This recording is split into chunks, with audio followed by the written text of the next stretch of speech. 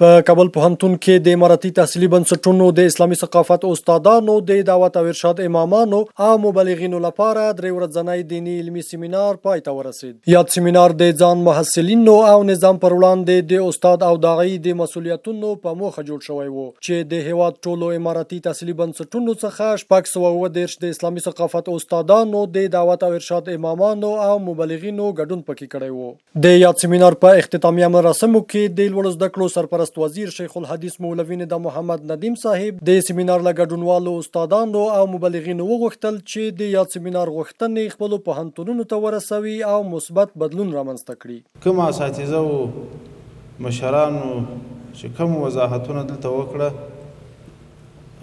زما دا فیصله نه ده چې تاسې به هغه معلومات نه درلوده، خو دا د دې تکرار او ستاسې اجتماع امید مې دا دی چې تاسې د هغه څخه بیا هم استفاده کړي او د ځانه سره یاداشت ولرئ، نو کله چې د خیره سره خپلو د مسؤلیت ساحو ته ځئ آینده کې مو بیا په خپل تدریسي او تحصیلي او تعلیمي میدان کې یو لوی مثبت تغییر راغلی.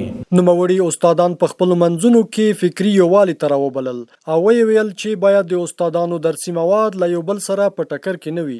ستاسې استادانو په خپل مابین کې د اخوت او د محبت او د اتفاق فضا مهمه ده. دوه شان نور ضرور دي د اتفاق په سلسله کې.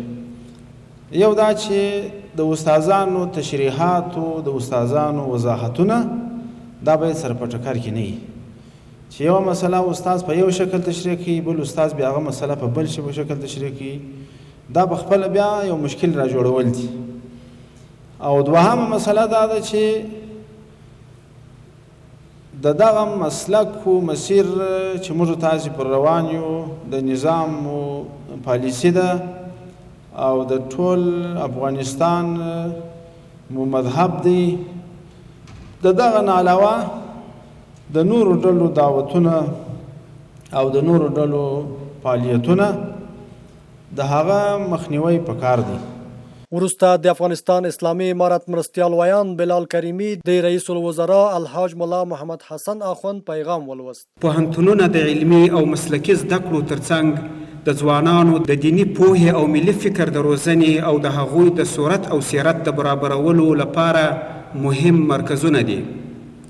دا ډیره حتمی او ضروري ده چې زموږ د ټولنې هر ځوان په دیني او مسلکي پوهه سمبال وي ترڅو هم خپل دین او هیواد ته ژمن پاتې شي او هم ښه خدمات ترسره کړي. همدارنګه د لوړو زده کړو وزارت مالیه او اداري معین مولوي حافظ محمد حامد حسیب وویل اسلامي ثقافت داسې مضمون دی چې د محصل دنیا او آخرت ورپورې تړلی دی. ثقافت اسلامي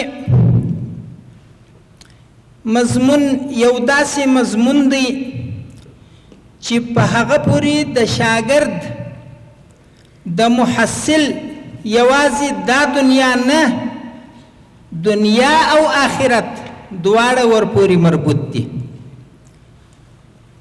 چونکې ډېر مضامین به داسې وي چې د هغوی په درسولو د هغوی په ویلو سره به محصل کولی سي چې د دې دنیا په ځینو داسې مهمو امورو کې ترقي وکړي چې هغه بل چا بیا په داسې سطحه باندې نه وي کړې.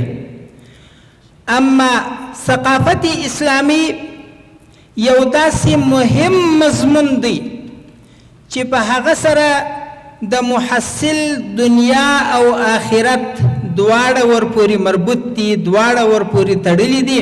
دغه راز د لوړو زده کړو وزارت د دعوت او ارشاد رئیس شیخ شاکر الله وحدت په یاد سیمینار کې د افغانستان اسلامي امارت د مشرانو، استادانو، د دعوت او ارشاد امامانو او مبلغینو له ګډون او د تنظیمونکو له خدماتو څخه مننه وکړه. همداراز د یاد سیمینار ګډونوالو د دغه سیمینار په اړه خپل نظرونه او وړاندیزونه شریک کړل.